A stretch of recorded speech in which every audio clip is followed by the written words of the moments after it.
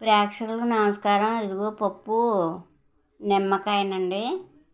ఇదిగో పప్పులోనే ఉప్పు కారం వేసి ఇలాగా విజిల్ చేయించుకుని ఉడకబెట్టుకోవడమేనండి.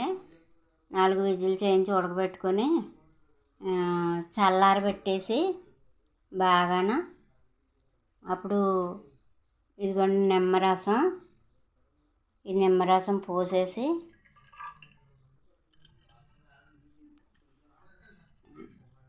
కలిపేసి ఇలాగ చాలా సింపుల్ అండి పప్పు. ఇదిగోండి తాలింపు పెట్టినవి మెంతులు, ఎల్లుల్లిపాయలు, మినప్పప్పు, శనగపప్పు, ఎండుమిరపకాయలు, కరివేపాకు, జీలకర్ర వేయటం మర్చిపోయాను. ఓకేనా, అన్నీ వేసుకుని తాలింపు పెట్టేసుకుంటామండి. అంతే, పప్పు అయిపోయినట్టేనండి. ఇంకా చాలా టేస్ట్గా ఉంటుందండి నిమ్మకాయ పప్పు. నిమ్మకాయ పప్పు చాలా బాగుంటుంది.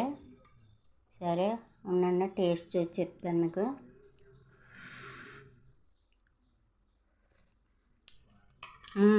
పులుపు, కారం, ఉప్పు అన్నీ సరిపోయినండి.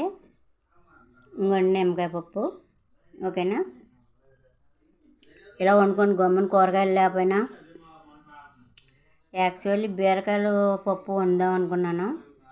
అయితే బీరకాయలు ముదిరిపోయినాయి, చేదుగా ఉన్నాయి. అందుకని పప్పు నిమ్మకాయలు నిమ్మకాయ పిండి వండాను క్యారేజీలోకి. ఓకేనా, ఉంటాను. ఇలా వండుకొని సింపుల్ అయిపోద్దండి. ఓకే.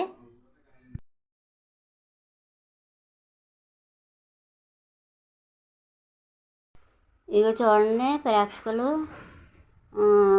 ఇదిగో గడ్డి లాంటిది, ఇది క్రోటన్స్. అయితే చూడండి పువ్వులు ఎలా పూసినాయి అందంగాన. బైబిల్లో ఒక వాక్యం ఉంది, గడ్డిని అలంకరించున్నాను, అల్ప విశ్వాసులారా మిమ్మల్ని అలంకరించలేను అన్నాడు దేవుడు.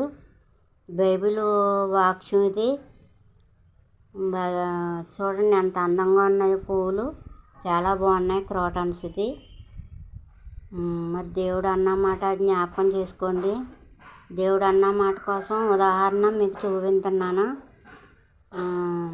మనం నిజంగానే అల్పవిశ్వాసం దేవుడి పట్ల, దేవుడిని నమ్మితే అన్నీ సాధ్యమేను. దేవుడికి అసాధ్యమైనది ఏదీ లేదు, సమస్తము సాధ్యమేను. ఆయన నమ్మిన వాళ్ళకి ఏ బాధలు ఇబ్బందులు ఏమీ ఉండవు. చూడండి, గడ్డి మొక్కని ఎంత అలంకరించాడంటే దేవుడు మమ్మల్ని అలంకరించలేడా? చూడండి ఎంత బాగున్నాయి పువ్వులు. దేవుని సృష్టి ఇదంతానా. దేవుడిని నమ్ముకోండి, ఏ ఇబ్బందులు, ఏ ఇరుకులు, ఏ బాధలు, ఏ తెగుళ్ళు ఏమీ రావు.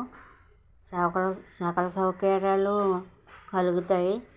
దేవుడిని నమ్మండి, నమ్మి బాప్తీసం పొందండి. ఓకేనా, నేను బాప్తీసం తీసుకున్నాను. దేవుడు వాక్యం కోసమే ఉదాహరణ చూపిస్తున్నాను. ఓకేనా.